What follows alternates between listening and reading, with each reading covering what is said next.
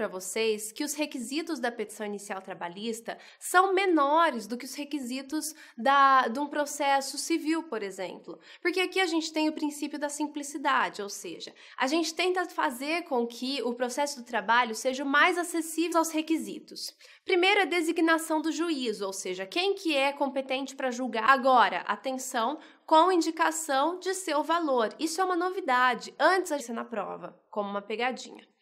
Outra questão é a data e assinatura do reclamo. Você pode ainda estar fazendo as sessões de fisioterapia, você pode estar ainda tendo que se utilizar de cirurgias, né, e toda uma demanda referente a esse acidente que você pode ainda não saber qual vai ser o montante que vai ter que ser resultante dessa condenação, depender de ato que deva ser praticado pelo réu.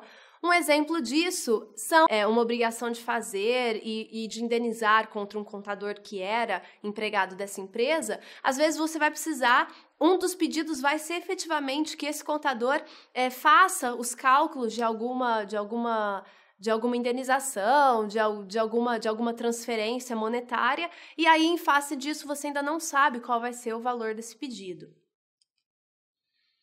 Na reclamação trabalhista, da simplicidade também pelo fato do ius postulandi. Às vezes as partes não vão estar auxiliadas por advogado.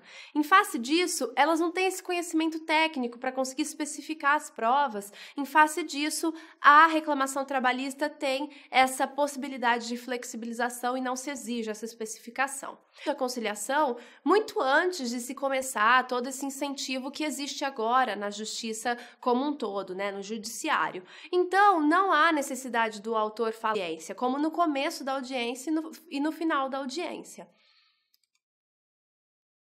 Elementos necessários na petição inicial. O primeiro deles é a causa de pedir, que vai ser a breve exposição dos fatos. O que está levando toda essa minha descrição de fatos? Porque é aquela minha causa de pedir.